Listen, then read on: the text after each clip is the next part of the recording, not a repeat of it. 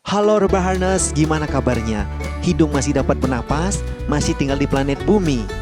Dari pusat kota Denpasar, saya James yang selalu stay in the coast kembali meringkas alur cerita film Eliminator 2016 yang disutradarai oleh James Nunn dan dibintangi oleh salah satu aktor favorit saya sekaligus teman kos saya, Scott Adkins, Ward Barron, Nicole Tigeron, dan James Nunn. Film ini dirilis 6 Desember 2016 oleh kakek saya sendiri. Film ini akan menceritakan tentang seorang mantan agen federal Amerika Serikat yang mana ia harus meninggalkan program perlindungan saksi dan juga keluar dari persembunyian di saat rumahnya di London diserang dan penyerangnya tersebut ternyata adalah kesalahan alamat. Dan inilah Eliminators.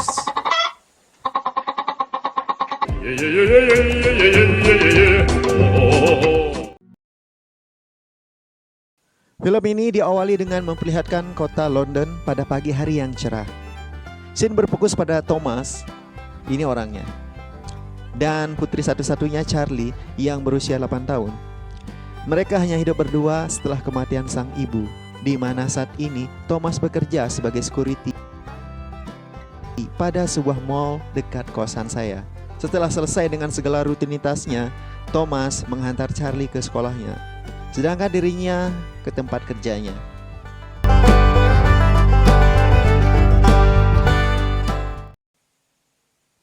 Setelah Thomas menidurkan Charlie, Thomas menuju dapur untuk mengambil soft drink.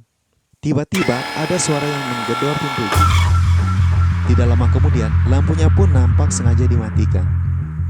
Ketika Thomas membuka pintu rumahnya, tiba-tiba ada 3 pria yang berkupluk langsung menyerangnya yang membuat Thomas kelabakan dan babak belur dibuatnya.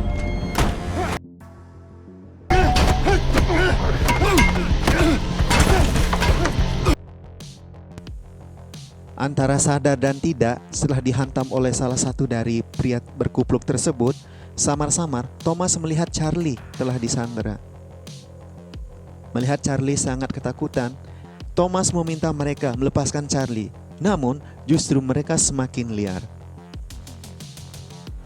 Merasa tertekan, Thomas selalu menawarkan untuk membawa barang-barang apapun yang ada di rumah itu dan menyuruh mereka pergi. Namun, ternyata tujuan mereka bukan untuk merampok, melainkan sedang mencari sesuatu di rumah itu yang ternyata adalah kokain. Tentu saja Thomas bingung akan hal itu, sebab selama ini kalau ia sakit kepala palingan juga cuma minum oskadon pancen oye. Lalu tiba-tiba pria itu membuka kupluknya dan terus berusaha menekan Thomas.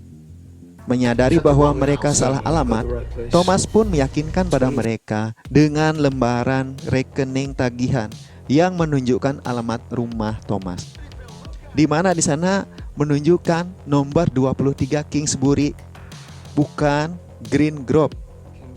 Rumah Thomas nomor 23 Kingsbury, sedangkan yang dimaksudkan oleh penjahat ini nomor 23 Kings Grove. Sudah jelas salah kalian? Masih juga ngotot, bleguk? Karena sudah telanjur buka penutup kepala dan rasa malu yang sangat besar. Walaupun Thomas sudah berjanji tidak akan melaporkan mereka kepada polisi, tapi dengan terpaksa mereka akan membunuh Thomas. Menyadari dirinya diambang kematian, dengan kemampuan hipotesisnya sebelum melumpuhkan lawan dengan kecepatan luar biasa, Thomas merebut pistol tersebut dan melumpuhkan mereka semua tanpa ampun. Dan Charlie pun selamat. Setelah Thomas menelpon polisi, lalu dia pun tak sadarkan diri. Scene kembali berfokus pada Thomas yang telah berada di rumah sakit, di mana ketika ia sadar mendapati dirinya dalam keadaan terborgor pada ranjang rumah sakit. Sementara itu, di luar nampak ada polisi yang sedang menjaganya. Merasa bingung kenapa dirinya diborgor, dia pun menanyakan kepada polisi itu. Lalu datanglah detektif Quinn dengan mengatakan bahwa putrinya baik-baik saja. Sementara Thomas bertanya kenapa dirinya diborgor. Sang detektif pun mengatakan bahwa Thomas telah melakukan pembunuhan.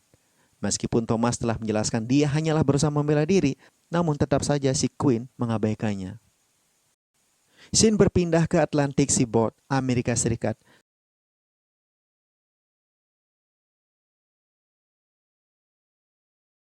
Setelah membunuh orang yang batal membeli senjatanya, Cooper adalah seorang pembisnis senjata ilegal di Amerika Serikat. Mendapat informasi tentang keberadaan Martin Parker yang telah dia cari keberadaannya selama ini, Cooper memiliki dendam kesumat dengan Thomas akibat kematian putrinya sekaligus istri dari Thomas pada sebuah bom pada mobil yang sebenarnya ditujukan untuk membunuh Thomas. Scene berpindah pada seorang pembunuh berdarah dingin yang bernama Bishop. Ini orangnya.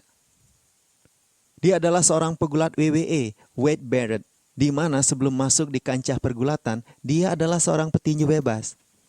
Setelah menghabisi korbannya, lalu Cooper menghubunginya secara pribadi untuk membunuh Martin Parker dengan nama aslinya Thomas, dengan bayaran yang 2 kali lebih mahal dari sebelumnya dan membawa Charlie padanya. Sementara itu, Thomas yang sudah sangat khawatir dengan Charlie mendapat telepon dari Ray yang merupakan sahabat karibnya. Setibanya akan menjelaskan keberadaan rahasia dirinya kepada pihak berwajib di London, dan Ray akan tiba dalam waktu 2 jam. Karena sudah sangat khawatir dengan Charlie, dengan kawat penjepit kertas yang dia ambil dari mbak-mbak perawat tadi, akhirnya Thomas bisa melepaskan diri dari borgol tersebut dan menghajar semua polisi yang menjaganya di sana. Kalau di Indonesia gua ngajar polisi gimana ya? Bisa-bisa 7 turunan menderita. Sementara itu, pihak kepolisian London memindahkan Charlie ke tempat yang lebih aman, menyadari Thomas telah melarikan diri dari rumah sakit. Ketika Thomas sedang mencari Charlie, dia menemukan Bishop yang sedang memindahkan data pada sebuah komputer. Awalnya, Thomas mengira bahwa dia adalah kepala bagian dari Cavendish Place. Dari sebuah kaca dia melihat kepala bagian tersebut telah dibunuh oleh Bishop. Ketika berusaha keluar dari ruangan tersebut, tiba-tiba Bishop langsung menyerangnya.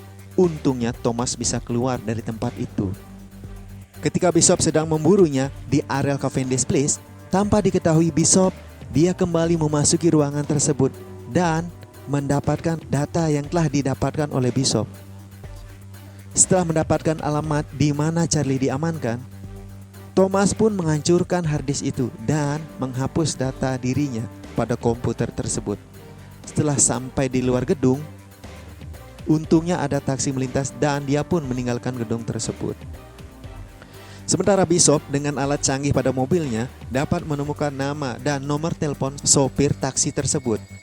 Lalu menelpon sopir taksi itu dengan mengatakan bahwa dirinya adalah polisi dan orang yang berada di mobilnya adalah penjahat yang berbahaya. Bishop menyuruhnya menepi pada SPBU. Rasa takut yang disembunyikan dalam senyum yang dipaksa, Thomas pun mulai curiga terhadap pak sopir itu. Akhirnya, taksi itu pun menepi tepat di SPBU. Melihat sopir taksi itu sedang masuk ke Indomaret, Thomas bergegas keluar dari taksi tersebut dan menyelinap pada sebuah truk yang kebetulan berjalan keluar dari tempat itu. Beberapa detik kemudian, Bishop tiba di sana dan tidak menemukan Thomas. Akhirnya, dia membuka kamera rekaman CCTV di SPBU itu dan terlihat Thomas naik kepada sebuah kendaraan truk. Sementara itu, Ray yang telah tiba di bandara mendapatkan informasi dari agen Federal Amerika Serikat bahwa Thomas telah kabur dari rumah sakit. Scene kembali berpindah pada Thomas yang terus diburu oleh Bishop, di mana sekarang mengarah pada sebuah stasiun kereta gantung. Setelah aksi kejar-kejaran itu, Thomas masuk dengan cepat ke dalam kereta yang telah berjalan. Sedangkan di luar, Bishop berteriak dengan mengatakan $10.000 untuk yang bisa menjatuhkan Thomas. Namun, Thomas dengan mudah melumpuhkan mereka berdua.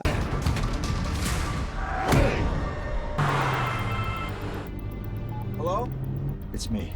Setelah memberitahukan keberadaannya kepada Ray, dengan kecepatan tinggi, Ray pun meluncur ke arah Thomas dan terjadilah aksi adu cepat antara Ray dan Bishop untuk mencapai Thomas. Dan ketika Thomas telah turun dari kereta, Bishop beberapa detik lebih dulu sampai dari Ray. Begitu melihat Thomas, Bishop dengan brutal menembak ke arah Thomas. Untungnya pada saat yang sama Ray telah tiba dan langsung membawa kabur Thomas. Lalu Ray membawa Thomas ke apartemennya untuk mengobati luka tembaknya sebelum menemukan Charlie. Sementara itu, Ray yang mencoba menghubungi kedutaan Amerika Serikat mendapatkan informasi tentang keberadaan Charlie dan identitas Bishop yang merupakan satu-satunya pembunuh berdarah dingin yang dimiliki oleh Eropa. Dan saat ini setelah dibayar oleh Cooper untuk membunuh Thomas dan membawa Charlie. Sementara kedutaan Amerika Serikat akan mengambil alih perlindungan Thomas dan Charlie. Setelah mengobati luka Thomas, ketika hendak meninggalkan apartemen, saat pintu lift terbuka, tiba-tiba Bishop menembaki mereka dari ruang lift. Untungnya mereka bisa menghindar. Sementara itu, Bishop telah tiba tepat di depan ruangan Ray. Dan Ray pun menyiapkan diri dengan senjata yang dia miliki di sana. Tiba-tiba Bishop meledakkan dinding apartemen tersebut dan terjadilah aksi tembak-tembakan. Ketika mereka hendak keluar dari ruangan tersebut, sialnya Ray terkena tembakan dari Bishop. Dan dengan segera Thomas membawa Ray dari sana. Di pertengahan jalan nyawa Ray tidak tertolong lagi.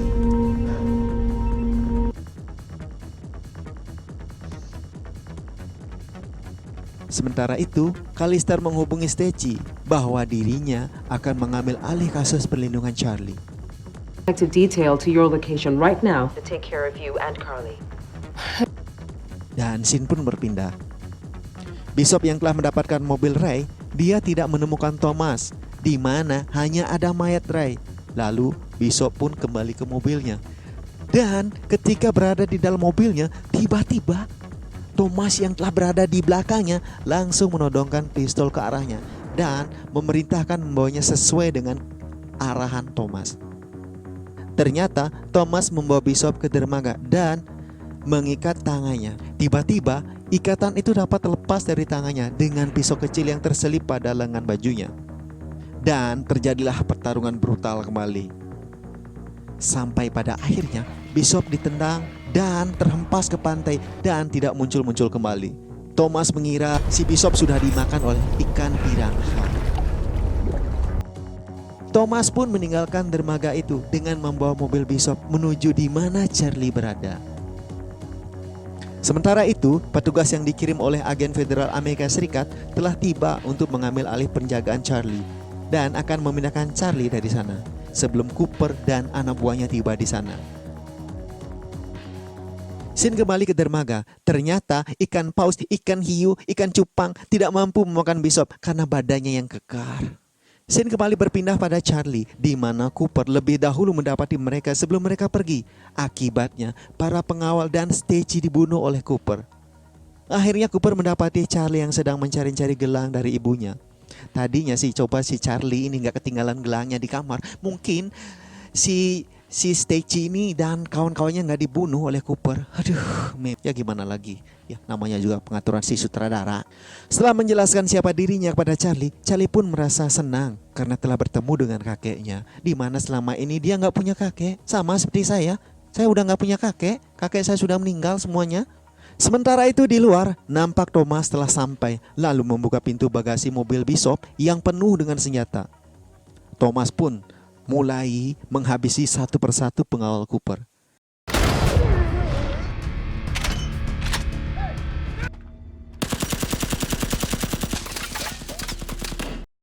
Sampai pada akhirnya Bishop yang ternyata masih hidup sudah berada di sana dan menyerang Thomas. Dan terjadilah aksi yang sangat brutal. Berkali-kali Thomas terhempas oleh pukulan dan tendangan Bishop. Sampai pada akhirnya pada detik-detik terakhir di mana tendangan Thomas berhasil menghempaskan si Bishop dan tertancap pada sebuah panyong. Naonnya panyong? Bahasa Indonesianya apa ya itu panyong ini? Alat ini.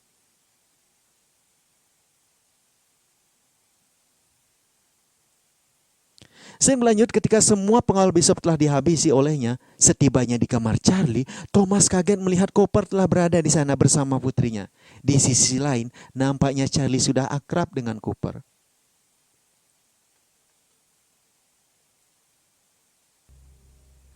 Dan mengatakan pada Thomas bahwa kakeknya akan mengajaknya berliburan ke Bali. Namun Thomas menegaskan bahwa dia bukan kakeknya. Nampaknya Cooper tidak terima ucapan Thomas itu. Menyadari dirinya sudah ditodong 2 pistol, dengan kemampuan hipotesisnya, Thomas menganalisa situasi untuk melumpuhkan mereka berdua. Dan dar. Akhirnya Charlie pun dapat diselamatkan.